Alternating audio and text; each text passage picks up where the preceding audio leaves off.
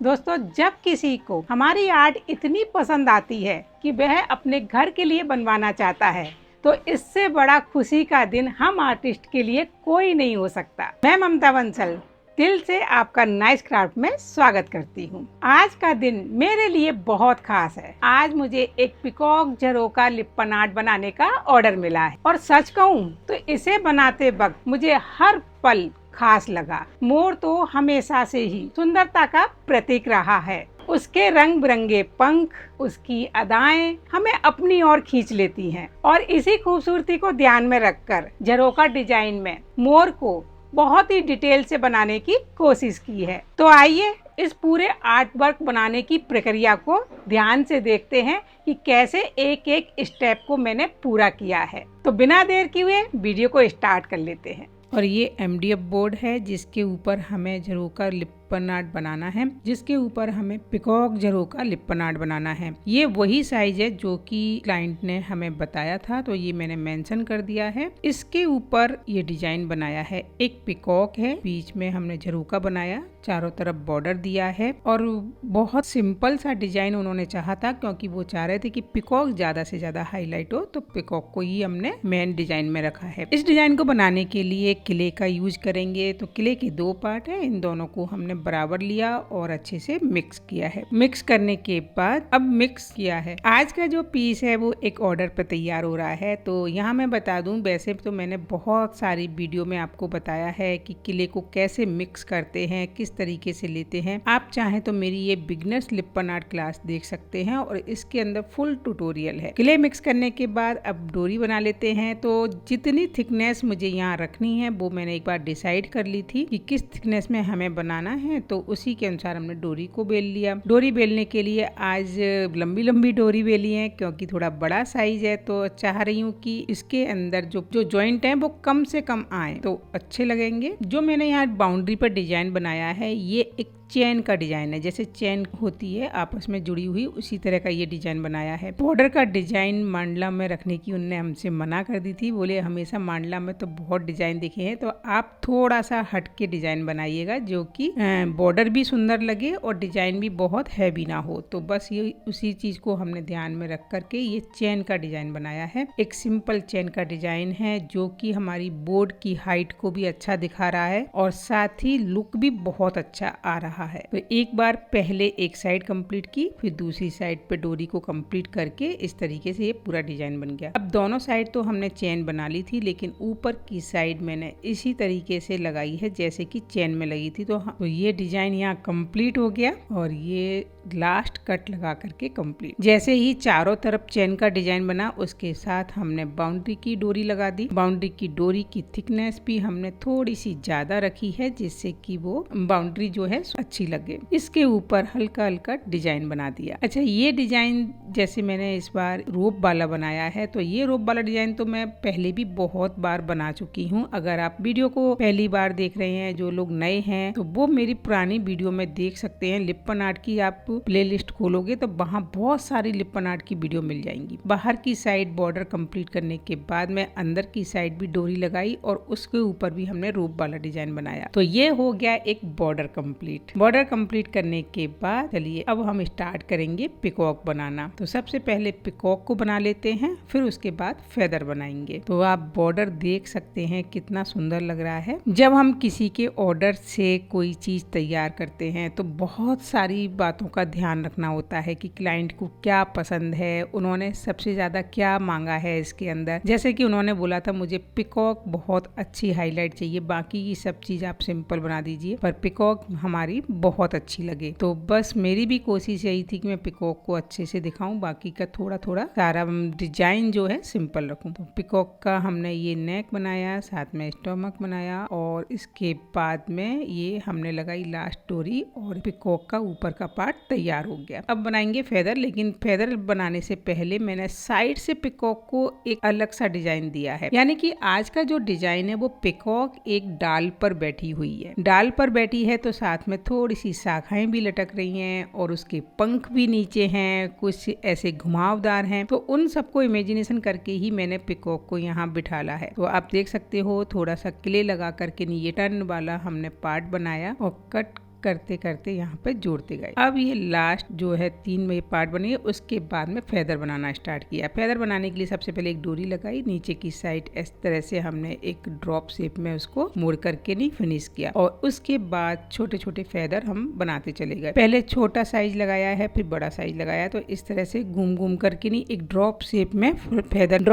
Feather तैयार होते गए। अच्छा, इस पिकॉक के अंदर जो फेदर की लुकिंग हमने दी वो बहुत अच्छी है, क्योंकि एक साइड से इस तरह से घुमाव वाला डिजाइन और उसके बाद में फेदर, तो ये मुझे नया भी लगा और अच्छा भी लगा। हाँ, हमने ना पहले ये ड्रॉ करके नहीं अपने क्लाइंट को दिखा दिया था कि ये डिजाइन है, अगर आपको इसमें कुछ करेक्शन कराना है तो आप करा सकते हो, पर उन्होंने बोला नहीं, मुझे यही बस पिकॉक चाहिए थी जो कि एक सुंदर डाल पर बैठी हुई है, बहुत अच्छी लग रही है, बस आप इसी को बना दीजिए। तो हमने इसी को फिर आगे बढ़ा दिया। अब इसके बाद में दोस्तों जो बीच में हमने झरोका बनाया है उसको बनाया। झरोका बनाने के लिए वही क्ले की डोरी लगाई और ऊपर की साइड टर्न करते हुए झरोका बनाते गए, लेकिन जहाँ जहाँ टर्न है वहाँ मैंने कट कर करके लगाया है, क्योंकि कट करके जब हम इस तरह का डिजाइन बनाते हैं और पीसीस में जोड़ के लगाते हैं तो ये डिजाइन की सुंदरता बहुत अच्छी आती है। तो ये झरोके का डिजाइन यहाँ बना दिया, और साथ में हमने ये डाल बना दी है, एक स्टेम जिस पर ये बैठी हुई है, और उसके ऊपर छोटे छोटे 2 पत्ते भी रख दिए हैं, यानी कि लीफ जो है वो भी लगा दी है। अच्छा, मैं आपको एक बार और बता दूं कि यहाँ पे मैं क्या करती गई, जैसे जैसे डिजाइन कंप्लीट होता गया तो मैंने जैसे ये क्ले का डिजाइन कंप्लीट किया, उनको एक फोटो भेज दिया, या अभी भी आपको कुछ करेक्शन कराना है तो हो सकता है यहीं की यहीं, तो वो मैंने फोटो वहाँ भेजा, तो उनको बहुत अच्छा लगा, बोले अब ठीक है कलर पार्ट स्टार्ट कर लेते हैं। थंब आ गया कि अच्छा है, तो उसके बाद हमने कलर पार्ट स्टार्ट किया। कलर के लिए क्या किया था हमने कि सबसे पहले कलर का इमेजिनेशन लगाया कि कहाँ कौन से कलर करने हैं, और उन कलर के साथ में एक फोटो तैयार करके हमने भेज दिया। अब हमने कलर पार्ट स्टार्ट किया, तो कलर के लिए भी उन्होंने बोल दिया था कि बहुत ज्यादा चटक वाले कलर नहीं लेना, वो कलर लेना जो कि हम जब भी देखें तो हमें सुकून मिले। तो ठीक है, इसके साथ ही हमने कलर पार्ट स्टार्ट किया, क्योंकि जितने भी हम कलर देंगे इसके ऊपर वो सारे कलर बहुत अच्छे लगेंगे। तो बेस कलर किया, बेस कलर के साथ ही जो चेन बनाई थी, बॉर्डर बनाया था, उसको भी कंप्लीट किया है, जिससे कि अंदर का पार्ट और बाहर का पार्ट बिल्कुल एक जैसा दिखे। तो सबसे पहले हमने लाइट कलर को खत्म किया, चेन में भी दिया है और बेस में भी दिया है। चेन के अंदर जब ये कलर कर रहे थे तो थोड़ा टाइम लगा, क्योंकि छोटे छोटे पार्ट्स में जब भी हम कलर करते हैं तो थोड़ा सा टाइम लगता है, क्योंकि फिनिशिंग के साथ करना है, और एक बार करने के बाद मैंने एक दोबारा फिर से किया था, तभी इसमें इतनी अच्छी फिनिशिंग आ पाई। उसके बाद फिर हमने ब्लू कलर किया है, थोड़ा डार्क ब्लू कलर लिया है जो, और ये ब्लू कलर एक बार करने के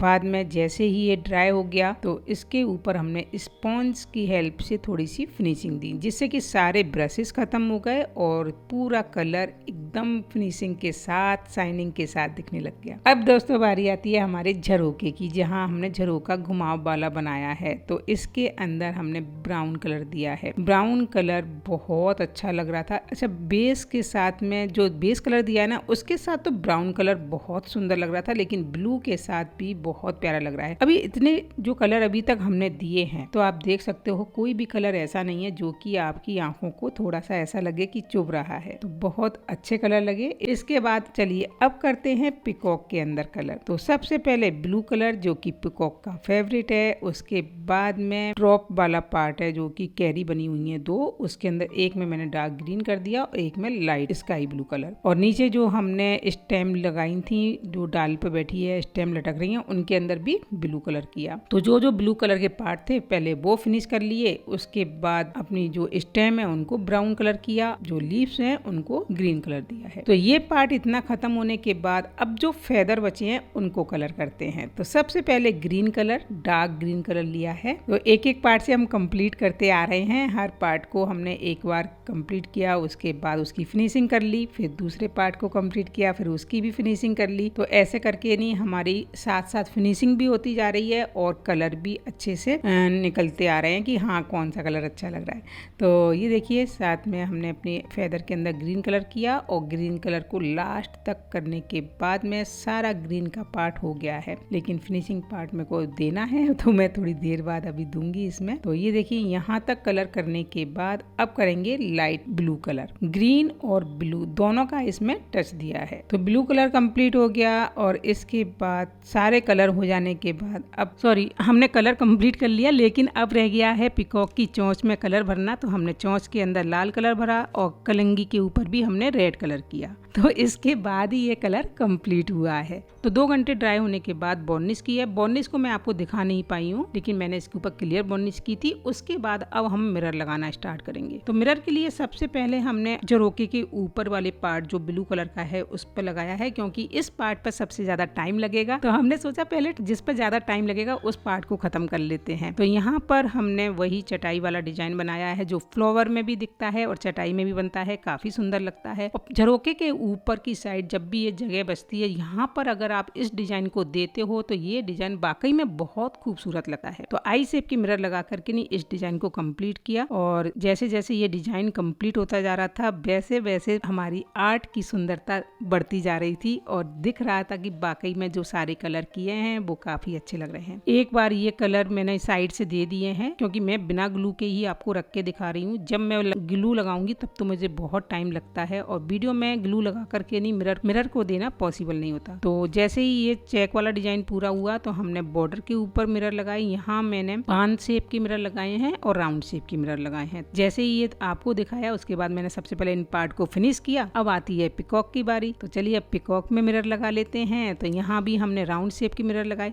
आज मैंने पिकॉक के अंदर जो राउंड शेप की मिरर लगाए हैं उससे पिकॉक की गर्दन और लंबी दिख रही है। तो ये चीज हमें मिरर लगाते वक्त देखनी होती है कि कहाँ मिरर कैसे दिख रहे हैं, और उस पार्ट के अनुसार ही हमें चूज करना होता है। काफी अच्छी उसकी गर्दन दिख रही है। साथ ही जो स्टोमक है, जो हमने 2 कैरी बनाई है उसके अंदर भी हमने राउंड शेप की मिरर रखे हैं, और जो छोटी वाली कैरी है ना उसके अंदर मैंने एक बड़ा कैरी शेप का मिरर रखा है, जो कि है ना इस पिकॉक को इतना अच्छा लुक दे रहा था, पूरी को बहुत सुंदर। और इसके बाद फेदर के अंदर हमने ड्रॉप शेप के मिरर रखे। तो दोस्तों यहाँ तक पिकॉक पूरी हो गई। अब मुझे ऐसा लग रहा था कि फेदर में थोड़ी सी तो कमी है, मतलब ये छोटे मोटे पार्ट सारे मैंने मिरर के लगा दिए, जो आप देख रहे हो कि यहाँ पर मैं जो हमने फेदर का पार्ट बनाया है, यहाँ मैंने रेक्टेंगल शेप के छोटे छोटे रेक्टेंगल रखे हैं, जिससे कि वो भी उसको लंबाई में दिखा रहे हैं गिरते हुए फेदर को। मुझे यहाँ पर मिरर के साथ में बहुत मेहनत करनी पड़ेगी इमेजिनेशन में कौन से मिरर कहाँ अच्छे लगेंगे। आप लोग जब देखते हो वीडियो तो आप बोलते हो मैम इसका सामान मिल जाएगा क्या, इसका ये फिर हमें इस वाली आर्ट का सामान चाहिए। देखो मैं यहाँ वीडियो में आपको जो भी बताती हूँ उसी के अनुसार अगर आप देखकर बना सकते हो तो बिल्कुल सामान ले सकते हो,